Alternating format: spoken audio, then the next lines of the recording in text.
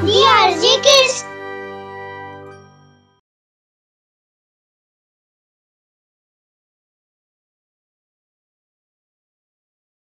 एक गांव में दो दोस्त रहते थे, रमन और किशन।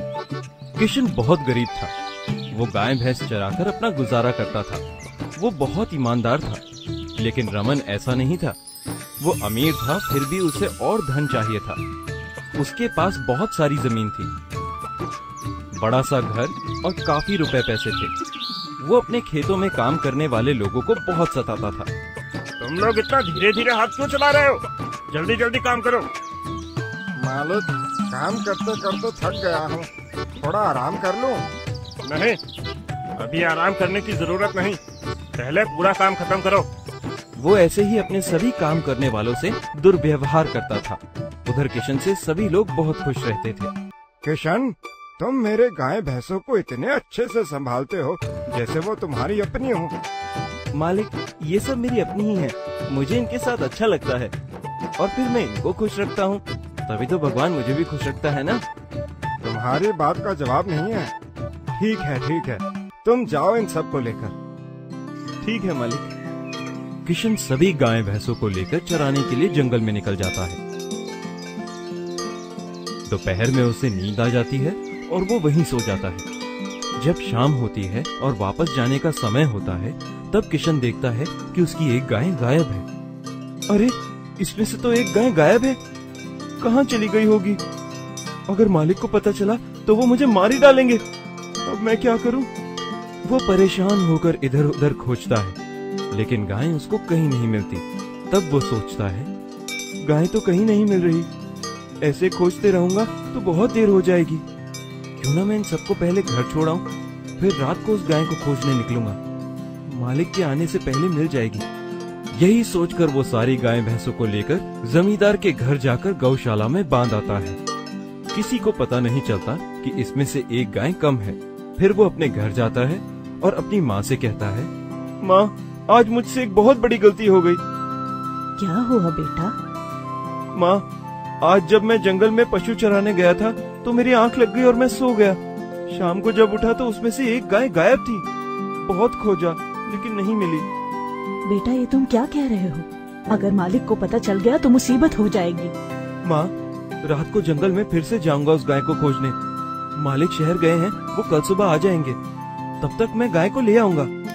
ठीक है बेटा। जब रात होती है तब किशन फिर निकलता है गाय को खोजने के लिए। खोजते खोजते वो जंगल में पहुंच जाता है। वहाँ एक पेड़ के नीचे एक बूढ़ा आदमी बैठा हुआ होता है। बाबा, क्या आपने रास्ते से किसी गाय को जाते हुए देखा है क्या?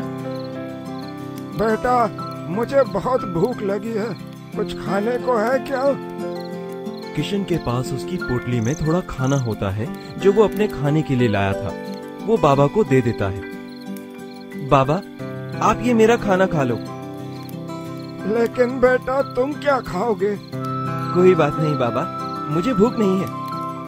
बाबा किशन को दिया हुआ खाना खा लेते हैं और कहते हैं, बेटा, यहाँ से थोड़ी दूर पर एक घाटी है, शायद तुम्हारी गाय उधर गई हो। किशन बाबा को धन्यवाद करके वहाँ से निकलता है। लेकिन जंगल खत्म ही नहीं होता और बहुत रात हो जाती है। किशन थक कर वहीं एक पेड़ के नीचे बैठ जाता है। उसे बहुत भूख लगी होती है। बहुत भूख लगी है, काश कुछ खाने को मिल जाता। किशन ने जैसे ही खाने का कहा, उसके सामने भोजन से भरी हुई थाली आ गई। अरे, ये खाना कहाँ से आया? वो जल्दी से पूरा खाना खा लेता है। फिर उसे नींद आने लगती है। वो कहता है, काश बिस्तर भी मिल जाता। ये कहते ही वहां बिस्तर भी आ गया। ये देखकर किशन समझ जाता है कि वो एक जादुई पेड़ के नीचे बैठा है, जिसके सामने जो भी चीज मांगो वो मिल जाती है। वो सो जाता है। सुबह होने पर, काश मेरी गाय मुझे वापस मिल जाती। जैसे ही उसने ये कहा, उसने देखा कि उसकी गाय वहीं खड़ी है। वो बहुत खुश होता है। वो समझ जाता है कि अब जब भी उसे कुछ चाहिए होगा, वो यहाँ आकर पेड़ से मांग लेगा। अरे वाह, अब तो मुझे जो भी चाहिए होगा मैं इस पेड़ से मांग लूंगा। बहुत बहुत धन्यवाद पेड़। ये कहकर वो अपनी गाय को लेकर चल देता है। रास्ते में वही बाबा उसे मिलते हैं। बाबा ने उसे घाटी का रास्ता बताया था, इसीलिए वो बाबा को धन्यवाद करता है। धन्यवाद बाबा, आपने मुझे उस घाटी का रास्ता बताया। बेटा, मैंने तो सिर्फ रास्ता बताया था, लेकिन भगवान सिर्फ उसकी मदद करता है जो दिल से सच्चा और ईमानदार हो। तुमने पेड़ से सिर्फ अपनी खोई हुई गाय ही मांगी।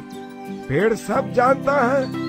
तुमने अपने हिस्से का खाना मुझे दिया था। भगवान तुम्हें हमेशा खुश रखे। उसके बाद किशन अपने घर की ओर निकल पड़ता है। घर पहुंचकर वो सारी बात माँ को बताता है। तुमने बहुत अच्छा काम किया है बेटा, हमेशा इसी ईमानदारी से काम करना। अब जाओ और मालिक की गाय दे आओ। किशन गाय लेकर जमींदार के घर की ओर चल पड़ता है। रास्ते में उसे उसका दोस्त रमन मिलता है। अरे किशन, ये सुबह सुबह गाय लेकर कहाँ जा रहे हो? अरे क्या बताऊं रमन, कल ये गाय जंगल में खो गई थी। फिर किशन ने रमन को पेड़ वाली सारी बात बता दी। क्या तुम सच कह रहे हो किशन? हाँ, उस पेड़ ने ही मेरी गाय भी खोज कर दी है। ये सब सुनकर रमन का लालच बढ़ जाता है। वो सोचता है कि वो उस पेड़ से खूब सारा धन मांग लेगा। जादुई पेड़ जहाँ जो भी मांगो मिल जाता है, फिर तो मैं बड़ा खजाना ही लेकर आऊंगा। नहीं दोस्त, ऐसा मत करना। लालच अच्छी बात नहीं है, और वैसे भी तुम्हें किस चीज की कमी है? अरे धन कभी ज्यादा नहीं होता। चलो मैं चलता हूँ। रमन की खुशी का ठिकाना नहीं रहा। वो किशन से सारी जानकारी लेता है और अगले दिन कई बड़े बड़े बोरे लेकर पेड़ की ओर चल पड़ता है। चलते चलते वो बाबा के पास पहुंचता है। सुनो, ये जादुई पेड़ किधर है? जल्दी बताओ। बेटा, मुझे बहुत भूख लगी है, पहले कुछ खाने को दे दो। मेरे पास कुछ खाने को नहीं है देने को। अगर तुम्हें दे दूंगा तो मैं क्या खाऊंगा? अब जल्दी से रास्ता बताओ। बाबा रमन को घाटी का रास्ता बता देते हैं। वो वहाँ आकर पेड़ के पास पहुँचता है। वो उस पेड़ के नीचे आकर कहता है, मुझे बहुत सारा खजाना दो, इतना खजाना कि उसके अलावा मुझे और कुछ नजर ही ना आए। लेकिन पेड़ से कोई खजाना नहीं आता। रमन को गुस्सा आने लगता है। अरे जल्दी करो, मुझे सारा खजाना चाहिए। धीरे धीरे पेड़ के नीचे खजाना आने लगता है। अरे वाह किशन, तूने तो सच ही कहा था, ये जादुई पेड़ है। अब देखना मैं कितना माला माल हो जाऊंगा। रमन जल्दी जल्दी खजाना बोरे में भरने लगता है। वो खजाना भरने में इतना व्यस्त हो जाता है कि उसे पता ही नहीं चलता कि कब उसके चारों तरफ खजाना ही खजाना था। धीरे धीरे वो पूरी तरह खजाने में घिर जाता है और तब उसे सांस लेने की भी जगह नहीं मिलती। अरे मैं क्या करूं? मैं सांस नहीं ले पा रहा हूं। अरे ये क्या, मेरे हाथ पैर भी खजाने में दब गए हैं। कोई मुझे बचाओ। वो जोर जोर से चिल्लाने लगता है। उसका दम घुटने लगता है।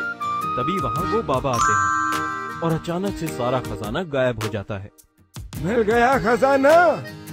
मुझे माफ कर दो बाबा, मुझे खजाना नहीं चाहिए। मेरा लालच ही आज मेरी जान ले लेता। मैं अब कभी लालच नहीं करूंगा। वो पेड़ से भी माफी मांगता है।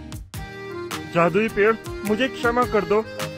तब बाबा कहते हैं, किशन ने कोई लालच नहीं किया था, उसकी मजबूरी थी, इसलिए पेड़ ने उसे वो दिया जो उसे चाहिए था।